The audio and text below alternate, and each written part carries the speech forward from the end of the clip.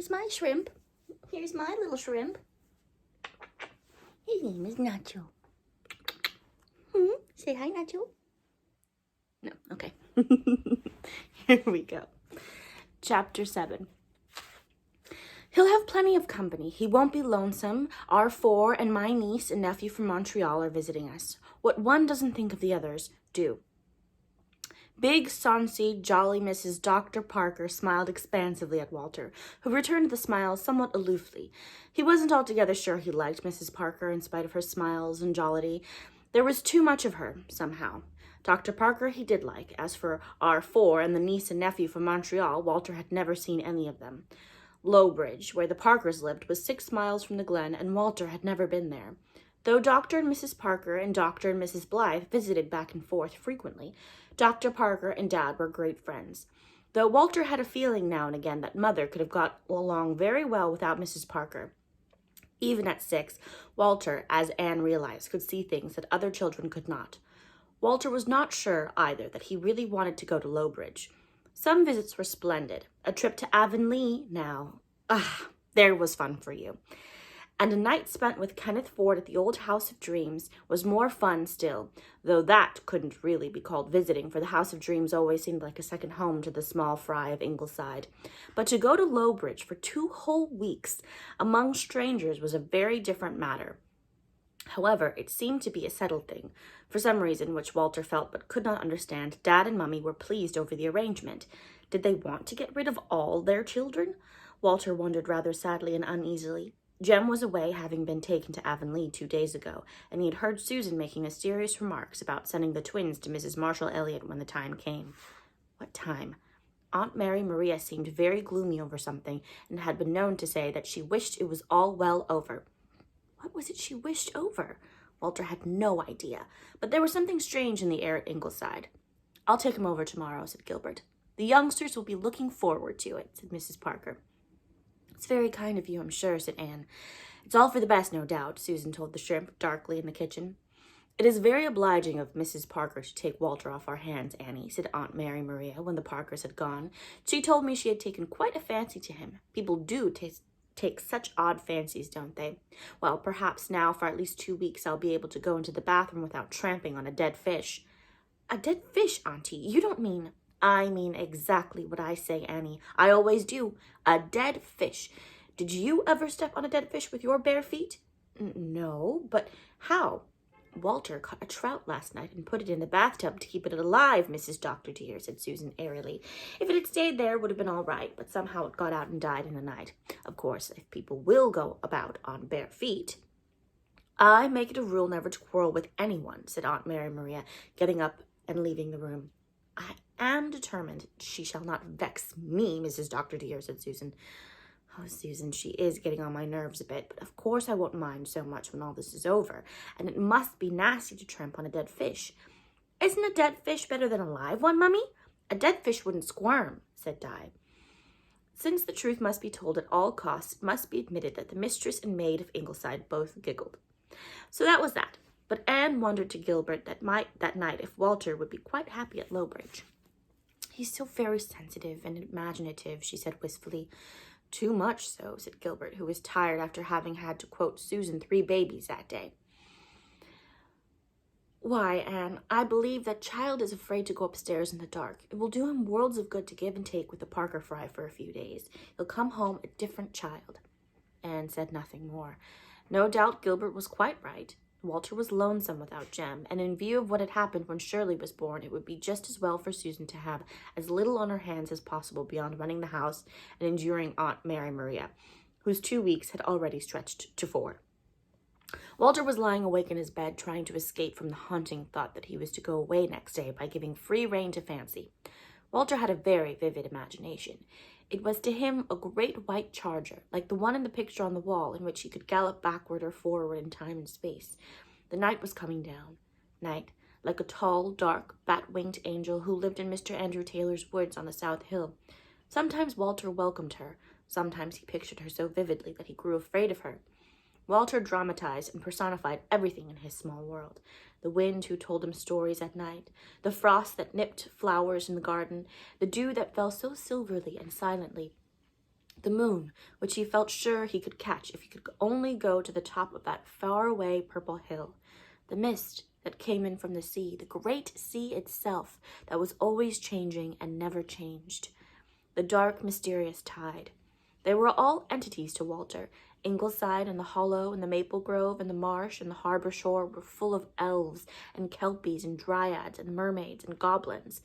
The black plaster of Paris cat on the library mantelpiece was a fairy witch. It came alive at night and prowled about the house, grown to enormous size.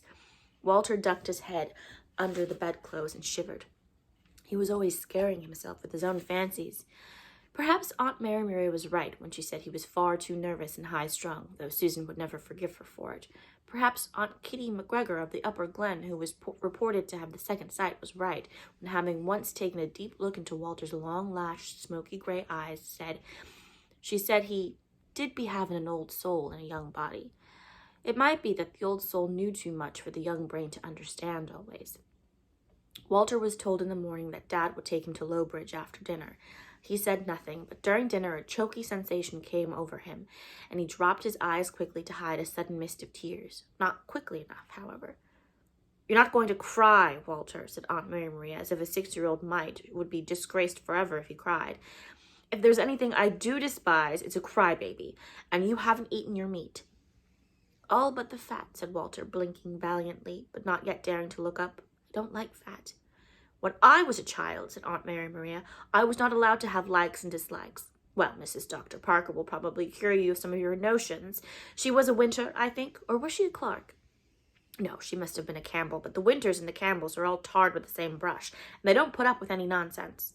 "Oh, please, Aunt Mary, don't frighten Walter about his visit to Lowbridge," said Anne, a little spark kindling far down in her eyes.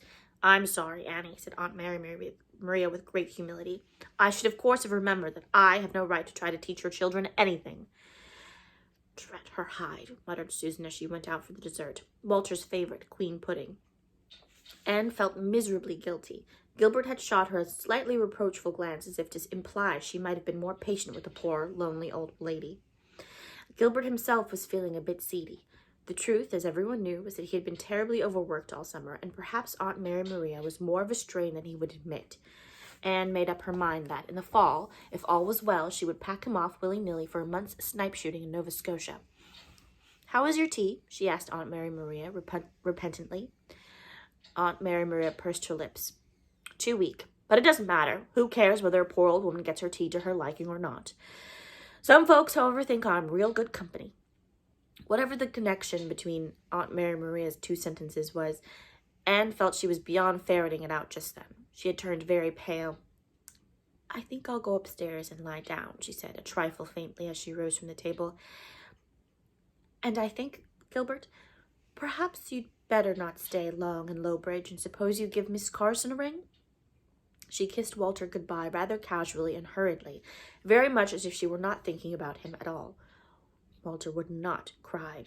Aunt Mary kissed him on the forehead. Walter hated to be moistly kissed on the forehead, and said, "Mind your table manners at Lowbridge, Walter. Mind you ain't greedy. If you are, a big black man will come along with a big black bag to pop naughty children into."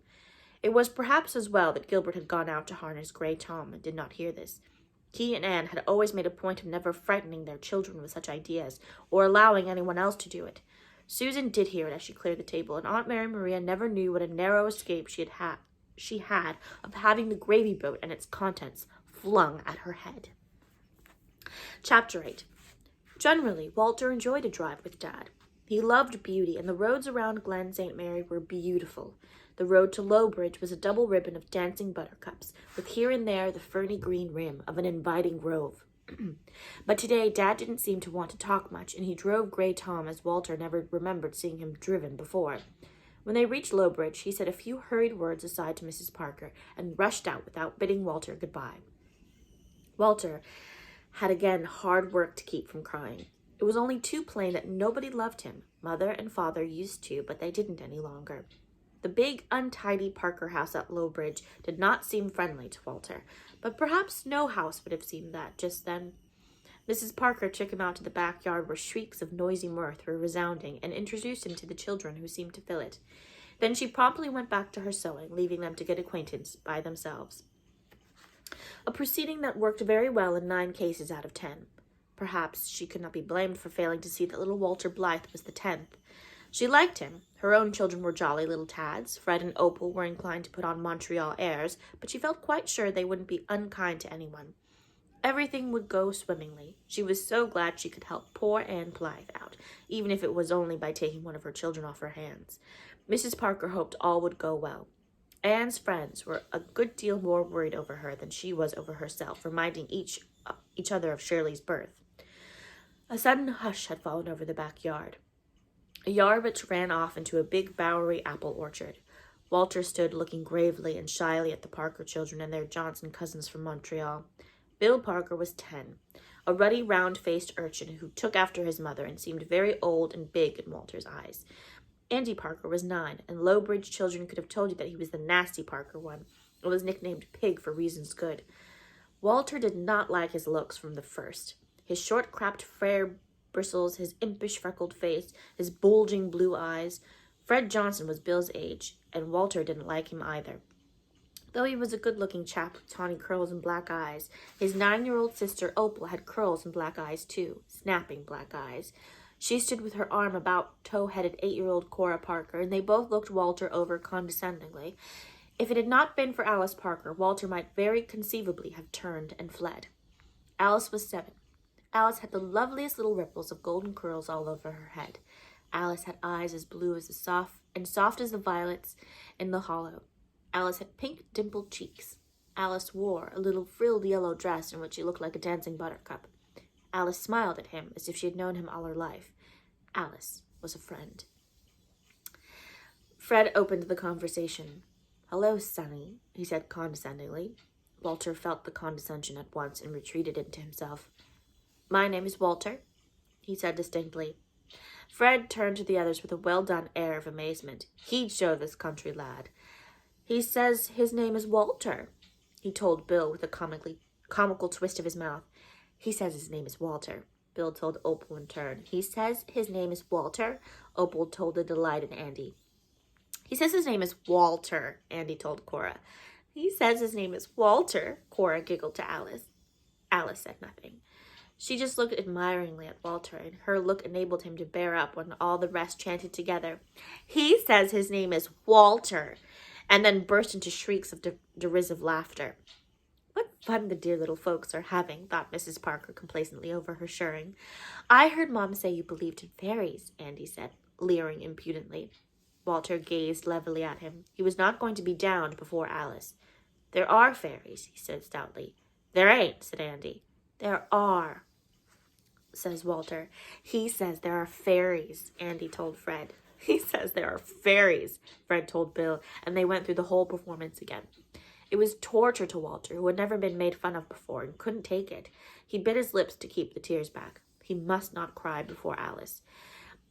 "How would you like to be pinched black and blue?" demanded Andy, who had made up his mind that Walter was a sissy and that it would be good fun to tease him. "Pig, hush!" ordered Alice terribly, very terribly, although very quietly and sweetly and gently. There was something in her tone that even Andy dared not flout. "Of course I didn't mean it," he muttered shamefacedly. The wind veered a bit in Walter's favor, and they had a fairly amiable game of tag in the orchard.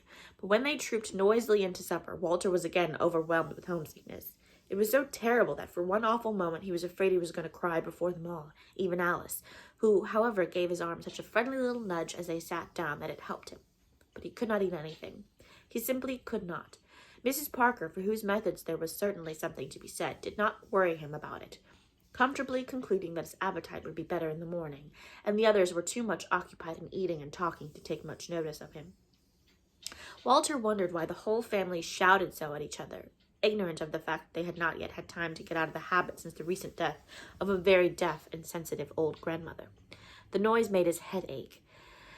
Oh, at home now they would be eating supper too. Mother would be smiling from the head of the table, Father would be joking with the twins, Susan would be pouring cream into Shirley's mug of milk, Nan would be sneaking tidbits to the shrimp. Even Aunt Mary Maria, as part of the home circle, seemed suddenly invested with a soft, tender radiance. Who would have rung the Chinese gong for supper? It was his week to do it, and Jem was away. If he could only find a place to cry in, but there seemed to be no place where you could indulge in tears at Lowbridge. Besides, there was Alice. Walter gulped down a whole glassful of ice water and found that it helped. "Our cat takes fits," Andy said suddenly, kicking him under the table. "So does ours," said Walter. The shrimp had had 2 fits, and he wasn't going to have the Lowbridge cats rated higher than the Ingleside cats. "I'll bet our cat takes fitter fits than yours," taunted Andy. "I'll bet she doesn't," retorted Walter. Now, don't let's have any arguments over your cats," said Mrs. Parker, who wanted a quiet evening to write her institute paper on misunderstood children. "Run out and play. It won't be long before your bedtime." Bedtime? Walter suddenly realized that he had to stay here all night. Many nights. 2 weeks of nights. It was dreadful. He went out to the orchard with clenched fists to find Bill and Andy in a furious clinch on the grass, kicking, clawing, yelling. "You give me the wormy apple, Bill Parker," Andy was howling. "I'll teach you to give me wormy apples. I'll bite off your ears." Fights of this sort were an everyday occurrence with the Parkers. Mrs. Parker held that it didn't hurt boys to fight. She said they got a lot of devilment out of their systems that way and were as good friends as ever afterwards. But Walter had never seen anyone fighting before and was aghast. Fred was cheering them on. Opal and Cora were laughing, but there were tears in Alice's eyes. Walter could not endure that. He hurled himself between the combatants, who had drawn apart for a moment to snatch breath before joining battle again. "You stop fighting," said Walter. "You're scaring Alice." Bill and Andy stared at him in amazement for a moment, until the funny side of this baby interfering in their fight struck them. Both burst into laughter, and Bill slapped him on the back. "It's got spunk, kids," he said. "It's going to be a real boy sometime if you let it grow. Here's an apple for it, and no worms either." Alice wiped the tears away from her soft pink cheeks and looked so adoringly at Walter that Fred didn't like it. Of course, Alice was only a baby, but even babies had no business to be looking adoringly at other boys when he, Fred Johnson of Montreal, was around. This must be dealt with. Fred had been into the house and had heard Aunt Jen, who had been talking over the telephone, say something to Uncle Dick. "Your mother's awful sick," he told Walter. She isn't," cried Walter. "She is too. I heard Aunt Jen telling Uncle Dick." Fred had heard his aunt say, "Aunt Anne Blythe is sick," and it was fun to tack in the awful. "She'll likely be dead before you get home." Walter looked around with tormented eyes. Again, Alice ranged herself by him, and again the rest gathered around the standard of Fred. They felt something alien about this dark, handsome child. They felt an urge to tease him. "If she is sick," said Walter, "Father will cure her." He must. "I'm afraid that'll be impossible," said Fred, pulling a long face but winking at Andy. "Nothing is impossible for Father," insisted Walter loyally. "Why, Russ Carter went to Charlottetown just for a day last summer, and when he came home, his mother was dead as a doornail," said Bill. "And buried," said Andy, thinking to add an extra dramatic touch. Whether a fact or not didn't matter. Russ was awful mad he'd missed the funeral. Funerals are so jolly. "And I've never seen a single funeral," said Opal sadly. "Well, there'll be lots of chances for you yet," said Andy. "But you see, even Dad couldn't keep Mrs. Carter alive, and he's a lot better doctor than your father." "He isn't." "Yes, he is, and a lot better looking, too." "He isn't." "Something always happens when you go away from home," said Opal. "What will you feel like if you find Ingleside burned down when you go home?" "If your mother dies, likely you children will all be separated," said Cora cheerfully. "Maybe you'll come and live here." "Yes, do," said Alice sweetly. "Oh, his father would want to keep them," said Bill. "He'd soon be marrying again, but maybe his father will die too. I heard Dad say Dr. Blythe was working himself to death. Look at him staring. You've got girl's eyes, sonny. Girl's eyes. Girl's eyes." "Aw, shut up," said Opal, suddenly tiring of the sport. "You ain't fooling him. He knows you're only teasing. Let's go down to the park and watch the baseball game. Walter and Alice can stay here. We can't have kids tagging after us everywhere." Walter was not sorry to see them go. Neither, apparently, was Alice. They sat down on an apple log and looked shyly and contentedly at each other. "I'll show you how to play jackstones," said Alice, "and lend you my plush kangaroo." When bedtime came, Walter found himself put into the little hall bedroom alone. Mrs. Parker considerately left a candle with him and a warm puff, for the July night was unreasonably cold, as even a summer night in the Maritimes sometimes is. It almost seemed as if there might be a frost. But Walter could not sleep, not even with Alice's plush kangaroo cuddled to his cheek. Oh, if he were only home in his own room, where the big window looked out onto the glen, and the little window with a tiny roof all its own looked out into the Scotch pine. Mother would come in and read poetry to him in her lovely voice. I'm a big boy. I won't cry. I won't. The tears came in spite of himself. What good were plush kangaroos? It seemed years since he had left home. Presently the other children came back from the park and crowded amiably into the room to sit on the bed and eat apples. You've been crying, baby, jeered Andy. You're nothing but a sweet little girl, Mama's pet. Have a bite, kid, said Bill, proffering a half-gnawed apple, and cheer up. I wouldn't be surprised if your mother got better. If she's got a constitution, that is. Dad says Mrs. Stephen Flagg would have died years ago if she hadn't a constitution. Has your mother got one? Of course she has, said Walter. He had no idea what a constitution was, but if Mrs. Stephen Flagg had one, Mother must. Mrs. Ab Sawyer died last week, and Sam Clark's mother died the week before, said Andy. They died in the night, said Cora. Mother says people mostly die in the night. I hope I won't. Fancy going to heaven in your nightdress. Children, get off to your beds, called Mrs. Parker. The boys went, after pretending to smother Walter with a towel. After all, they rather liked the kid. Walter caught Opal's hand as she turned away. Opal? It isn't true Mother's sick, is it? He whispered imploringly. He could not face being left alone with his fear. Opal was not a bad-hearted child, as Mrs. Parker said, but she could not resist the thrill one got out of telling bad news. She is sick. Aunt Jen says so. She said I wasn't to tell you, but I think you ought to know. Maybe she has cancer. Does everybody have to die, Opal? This was a new and dreadful idea to Walter, who had never thought about death before. Of course, silly. Only they don't die, really. They go to heaven, said Opal cheerfully. Not all of them, said Andy, who was listening outside the door, in a pig's whisper. Is heaven farther away than Charlottetown? Asked Walter. Opal shrilled with laughter. Well, you are queer. Heaven's millions of miles away, but I'll tell you what to do. You pray. Praying's good. I lost a dime once, and I prayed, and I found a quarter. That's how I know. Opal Johnson, did you hear what I said? And put out that candle in Walter's room. I'm afraid of fire, called Mrs. Parker from her room. He should have been asleep long ago. Opal blew out the candle and flew. Aunt Jen was easygoing, but when she did get riled, Andy stuck his head in the door for a good-night benediction. Likely them birds in the wallpaper will come alive and pick your eyes out, he hissed. After which everybody did really get to bed, feeling that it was the end of a perfect day and Walt Blythe wasn't a bad little kid and they'd had some more fun teasing him tomorrow. Oh, dear little souls, thought Mrs. Parker sentimentally. An unwonted quiet descended upon the Parker house, and 6 miles away at Ingleside, little Bertha Marilla Blythe was blinking round hazel eyes at the happy faces around her, and the world into which she had been ushered on the coldest July night the Maritimes had experienced in 87 years.